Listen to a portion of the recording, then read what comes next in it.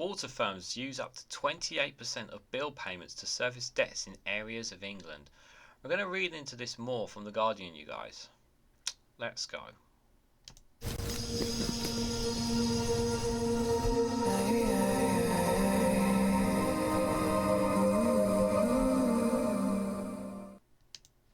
Good morning, good afternoon, good evening, wherever you are in the world. This is REGANELITE here with an article from The Guardian with the headline that water firms use up to 28% of bill payments to service debt in areas of England. As water companies plan to hike the bills, The Guardian reveals customers are paying a higher price for the combined debts of 60 billion. The debts that these water companies have made, these private water companies, they really have. It's so sad. And it's so infuriating. We need to make sure that these private companies pay back these debts and not the government and not the state. We need to ensure that as much as we want to put the water companies back into state control, by doing so we end up footing ourselves with this debt. And we've got to change that. And we don't want to be paying it out ourselves if we can help it. What we need to do is we need to force the water companies. There needs to be legislations and laws into place that they have to have. There need to be reasonable prices for water for billions of water, while at the same time them being able to pay back their debts that they have racked up as well. There needs to be clauses that forces them to pay a significant proportion of profit that they make goes back into paying back these debts, so that we do not have this situation. Now, obviously, the headline there is up to 28% of bill payments to service debts in the area as well. So remember, it's very important to make that these debts that they've made, they've racked them up so that they can profit off this to their shareholders and dividends. These water companies of what they have done, and they really have exploited us here.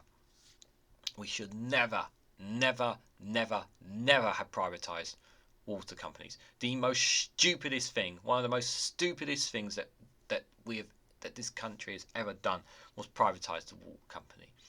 Something that we rely on, something that we need to drink. It's really important, you know.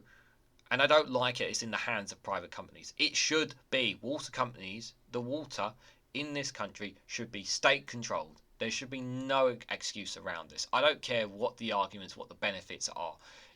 We're talking about water, something that we drink and that we rely on.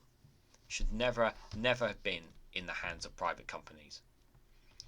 So more than a quarter of water bills in London and parts of the south of England have been spent paying interest on the debts held by privatised water companies, The Guardian has revealed. Guardian analysis of financial data for all 14 English water companies found that the industry has paid close to 20p for every pound of revenue on serving debt on average in the past 5 years. But the cost of interest and fees associated with the debt soared for customers in the South East. For three companies, Thames Water, Southern Water and South East Water, which provide water for 9.4 million households and businesses, cost servicing debt is more than a quarter of the water bills. In contrast, Scottish Water, which is publicly owned, spent just 10% of its revenues on financing debt in 2023. As of March, English water companies have run up a combined debt of £60.3 billion. Yeah, this is what happens when you let private companies run your water. Customer bills make up at least 96% of water company revenue, according to The Guardian's analysis of company accounts for 2023. So here, guys, this is a Guardian graphic. This is sourced from The Guardian's analysis of companies' annual reports. Note that the net financial costs include dividends and swaps here. So some water companies in England use a quarter of their revenue to service debt. The percentage of revenue spent service debt between 2019 and 2023 averaged the English water companies there. So you can see there Thames Water with the highest, and then followed, and as it goes down from Southern Water, South East, all the way down to Severn and Trent's Water there. Yeah, the debt is from some of these top companies is just eye-wateringly staggering, and we should never have allowed ourselves to be in this place in the first place. We really shouldn't have. But the other thing as well is that the other thing as well, and we have to put this out there, like, it's easy to say, we have to say that, both sides of the spectrum, Labour or Conservatives, they could have done more to prevent this. Both sides of the political parties, they've allowed this to happen. It's not just 13 years of Conservative. This is the Blairites as well. They could have done something about this. More regulation, more ensuring that money is going back into the water companies. This is a failure of multiple excessive governments here. Should never have happened. Serious concerns have been raised about the financial viability of the UK's biggest water company, Thames Water, which has debts of almost 15 billion. Auditors have warned that its parent companies that it could run out of money by April if shareholders do not inject more cash. PricewaterhouseCoopers said that there was a material uncertainty about whether it could continue as a going concern. At South East Water, which is under investigation by the regulator Ofwat for cutting off water supplies to customers, the cost of servicing its debt rose by 7.4 million to 54.8 in the 6 months to 30th September, as inflation and higher interest rates bit. Richard Murphy, a professor of accountability at the Sheffield University Management School, said water companies are simply becoming mechanisms to impose massive interest rates charges on ordinary people when their job should be to supply water at the lowest possible cost for everyone. But as I've already said, private companies, their priority is making money, not about running the water, and they're going to do the bare minimum. The bare minimum. The industry is seeking permission from Ofwat to raise bills further to pay for a £96 billion investment in fixing water leaks, stopping sewage discharge, and building new reservoirs. No! Why should we fork the bill? They are making profits. Their profit should be going into fixing this, to be fixing our waters, and to be paying back this debt. That's what they should be doing. We should not be forking the money for this. To calculate the cost of debt, The Guardian, in partnership with Dr. Kate Bayliss of the Department of Economics at SOAS University of London, analysed the net financial expenses of England's 14 water companies, many of which also provide sewage connections. The Guardian compares this with company revenues over a 5-year period to find the percentage of revenue being spent on servicing debt. The methodology was verified by independent experts, including Murphy. Bayliss said much of the debt held by those companies related to borrowing during a time when inflation rates were low. And interest rates, sorry. But now the circumstances have changed, and the risk of this financing strategy are coming home to roost with an increasing share of revenue, which is almost all from customers' bills, she said. Companies are now seeking to increase bills, but a significant share of the price increase could be directed to paying the cost of the old debts rather than financing new investment. When English water companies were privatised in 1989, they were debt-free, but by March 2023, defaulting companies were indebted by more than 60 billion. Over the same 3 decades, water companies have paid close to £53.1 billion in shareholder dividends, more than £83.7 billion in today's prices, according to the Guardian's analysis of annual accounts published by water companies between 1989 and March 2023. This is outrageous. This is outrageous, to say the least. These numbers here just makes me sick to the core. This really does. It's absolutely disgusting. Water companies calculate the proportion of customers' bills which go to pay the interest on debts in different ways. Some companies, including England, disputed the Guardian's methodology. Well, I know I've seen in other outlets, yes, and stories about the debts that they have piled up.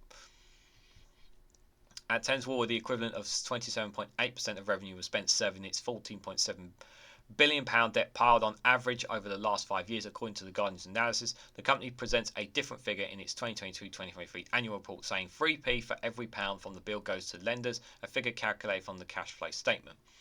Spokesperson for Thames Water says customers' charges are set according to Ofwat's notional company and not versus the actual cost of debt. It is for the company to manage its revenues it receives and cover operating costs as well as investment in the business, debt servicing and dividends. We are committed to maintaining our prudent financing strategy, which includes devising our source of capital and pre-funding liquidating requirements. At Southern Water, according to the Guardian's analysis, the cost of serving £4 billion debt amounts to the average of 26.8% of revenue. The company said its borrowing were tightly regulated by Ofwat and in 2022-23, one adjusted for interest received, the effect and interest rates and hedges. The net interest paid was equivalent to 11% of revenue. South East Water costs of servicing of £1.2 billion of debt with an average of 25.8% of revenue in the last 5 years. Its chief financial officer, Andrew Farmer, said the increase in servicing debt in recent years had been driven by inflation. The rise in inflation has affected numerous companies in similar ways, both in the water sector and other industries where a proportion of the index-linked debt is the norm, Farmer said. This does not have a material impact on the level of cash interest paid. We remain confident that South East Water can continue service its financial obligation. While inflation does have, there's no question that inflation has had an impact in all this, it still doesn't change the fact that these private water companies have racked up these debts, while also making staunch amount of profit. It's very clear to make that important distinction. A Thames Water spokesperson said, just as home buyers borrow to buy a home through a mortgage rather than saving from household incomes, it would be entirely impractical and inefficient to try and fund investment to build new assets solely from revenue. Customer bills would be far too high and unaffordable without this model of funding being used. Stanley Root, a former audit partner with 29 years' experience at one of the big four accounting firms, disagreed with the mortgage comparison. A house is a once in or twice in a lifetime purchase for most people. They take out a mortgage because the cost of the house exceeds their salary. Water companies take out loans every year, even when their annual income is more than enough to fund investment in building new assets. This is because they need to pay dividends to shareholders. A better analogy, he said, was a person who is given a credit card with a big credit limit and chooses to pay a recurring cost like repairs from their card.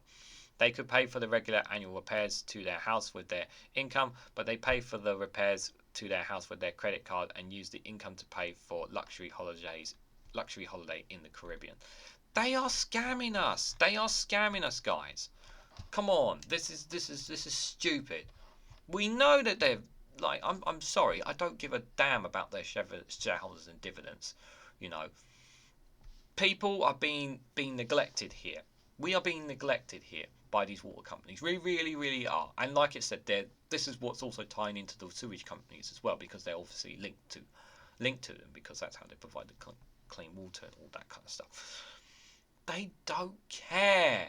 These private companies think about one thing and one thing only, and that is money. The money that they make in their profit. They could not give two hoots about us. They never have and they never do. And if it was up to them, they'd charge us up to, I don't know, £200 a month or whatever.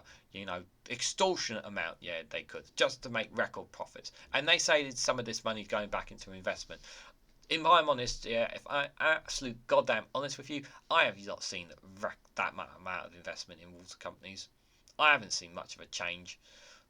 I just think they've kind of just let it trundle along. And this debt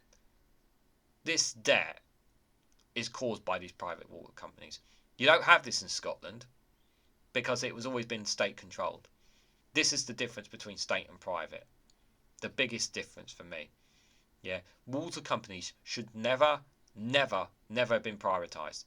Biggest mistake that one of the biggest mistakes we ever made, bar Brexit, of course. But it just infuriates me that they want us to pay more for the costs that they have made. So what do you guys make of this? What do you think the government should do? What should a future Labour government do to handle this? We can't literally take back control of these water companies because we'd be left with the debt. How should it be managed? What ideas do you guys have? Let me know in the comment section down below. Hit the like button, be greatly appreciated. Share this across social media and hit that bell notification icon so you'll be notified when I upload another video. And subscribe because it really does help the channel. And also, if you want to financially support me, you can do so by buying me a coffee or joining me on Patreon. Thank you so much for watching, and I hope to catch you all very soon.